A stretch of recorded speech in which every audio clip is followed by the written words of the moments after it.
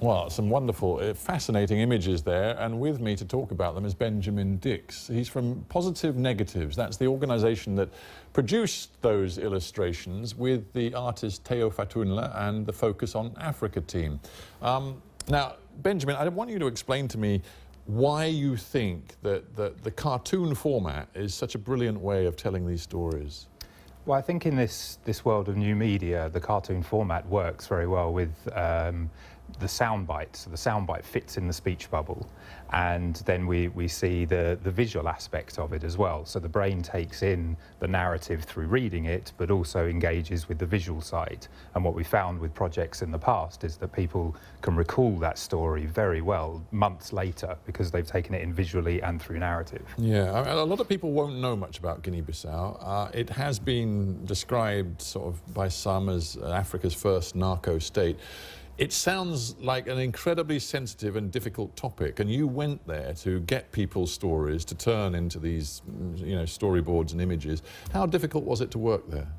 The first few days were quite a challenge to kind of find a group of people who had issues with drugs. Would tell the truth. Would tell the truth and wanted to tell their story as well. So we went around different neighbourhoods and found different groups. And once I kind of explained that we were going to turn their story into a comic book, there was huge delight and excitement that this was an interesting way to tell their story. And then the methodologies that I use are to include the respondents in the building of the script. You sort of give people a voice who've never had a voice before, and I know because I've sort of worked with you before on a Sri Lanka project you did, that it is very powerful. But in your experience from Sri Lanka and other projects, does it make a difference telling stories like this?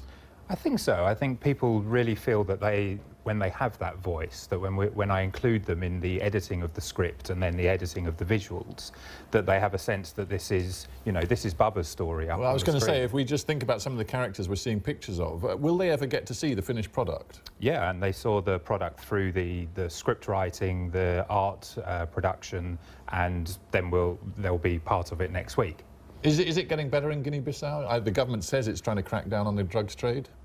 I believe so. I mean, that wasn't the focus of the story, so I believe the reports that I've read, it is getting better and better, but there's still a huge crack cocaine problem within the poorer neighbourhoods of Guinea-Bissau. Yeah, well, Ben, it's a fascinating project, and the images are very striking, and we thank you, and it's called Hooked, and we thank you for talking about it here on GMT. Thank you very much. And you can watch the final episode of Hooked at 17:30 GMT, that is, on Focus on Africa on BBC World News. Or you can take a look online at the BBC Magazine homepage, because it's there too.